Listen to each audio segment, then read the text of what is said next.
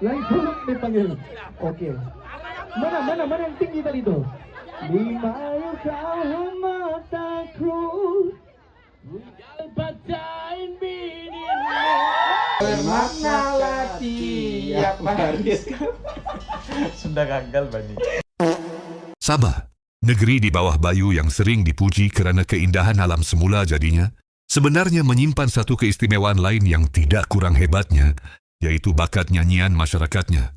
Ramai pelawat yang pertama kali menjejakkan kaki ke Sabah akan terkejut apabila mendengar suara-suara merdu yang muncul tanpa dirancang, seolah-olah setiap individu mempunyai bakat terpendam dalam diri mereka. Sama ada di kampung pedalaman, di pekan kecil, maupun di bandar, nyanyian boleh kedengaran dalam pelbagai suasana.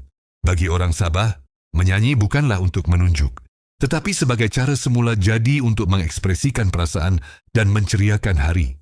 Keunikan ini menjadikan nyanyian satu identiti yang sangat dekat dengan kehidupan masyarakat Sabah.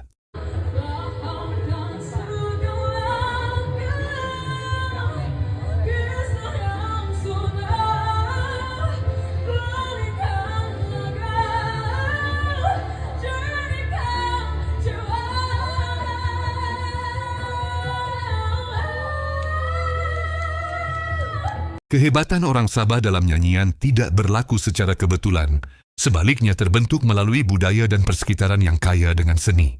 Sabah dihuni oleh pelbagai etnik yang masing-masing memiliki lagu tradisional, irama, dan gaya nyanyian tersendiri. Lagu-lagu ini bukan sahaja dinyanyikan ketika perayaan, malah turut menjadi teman ketika bekerja di ladang, berehat di rumah, atau berkumpul bersama keluarga. Sejak kecil, kanak-kanak sudah biasa mendengar dan menyertai nyanyian orang dewasa. Tanpa sedar mereka sedang melatih pendengaran, kawalan suara, dan keberanian. Ditambah pula dengan sikap orang Sabah yang mesra, ceria, dan tidak takut untuk menyanyi di hadapan orang lain, menjadikan bakat ini berkembang secara semula jadi. Mereka menyanyi dengan penuh emosi, keikhlasan, dan penghayatan, menjadikan setiap lagu terasa hidup dan bermakna. Saudara tahu tak kenapa orang Sabah suara sedap-sedap? Sebab apa saja acara, kenduri kahwin, birthday, malah orang balik haji pun mesti ada karaoke. Dan hampir setiap rumah dari Kudat sampai ke Sipitang saya masuk, mesti ada set karaoke. Kenapa boleh jadi macam tu? Sebab Sabah memang dari dulu bernafas dengan irama. Dari dulu lagi, Sabah hidup dengan bermacam budaya irama. Antaranya? Bungkau. Bungkau. Kita ada sompoton. Sompoton. Dan gong. Betul ke? Ada gong ke? Tagung. Tagong. Kalau kulintangan? Tangan. Boleh juga. Kulintangan.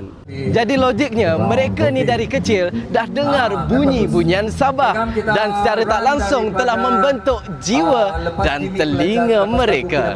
Contoh hari ini saya datang di Kompleks Sukan Likas, banyak reruai persembahkan irama setiap etnik dan paling menarik perhatian saya sini. Inilah dia. Namanya kulintangan. Kalau main tu ikat tempo dan melodi. Oh, dia kena ikut tempo dan melodi tu. Ya. Kalau tak ikut, larilah. Tak jadi lari lah semua. Ya, semua sama lah. Macam akak umur berapa dah boleh main kulintangan?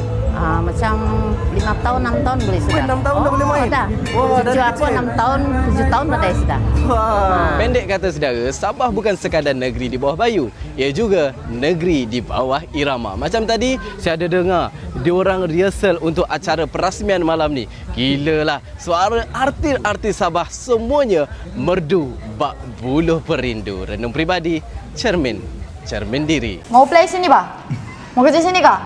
Hai, hello. Okey korang, dengan cerita orang-orang Sabah ini, orang-orang yang pandai nyanyi. Betul ke? Alang-alang korang nampak ni, tim TPF still tengah buat preparation dekat outlet kita ni, tapi masih ada customer yang sudi datang nak tengok cucu-cucu mata. Orang Sabah pula tu. So jom kita tanya dia, betul ke orang Sabah ni pandai nyanyi? Let's go. Memang pure orang Sabah kah? Ya betul, pure Sabahan. Dengan cerita betul ke orang Sabah pandai nyanyi? Alamak, Cuba nyanyi sikit.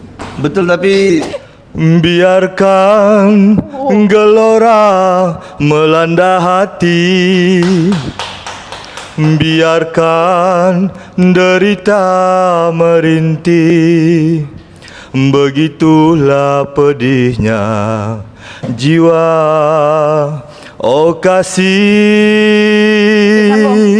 Kesimpulannya, bakat nyanyian orang Sabah adalah cerminan kepada jiwa mereka yang bebas, bersahaja dan kaya dengan nilai budaya. Nyanyian bukan sekadar hiburan, tetapi menjadi bahasa untuk menyampaikan cerita kehidupan, kegembiraan, dan kesedihan.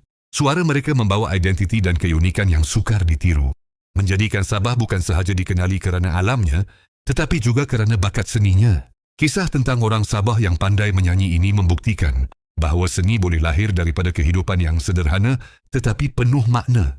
Inilah cerita yang dikongsikan khas untuk penonton setia channel YouTube TV Rosak Studio sebagai penghargaan kepada keunikan suara dan jiwa masyarakat Sabah.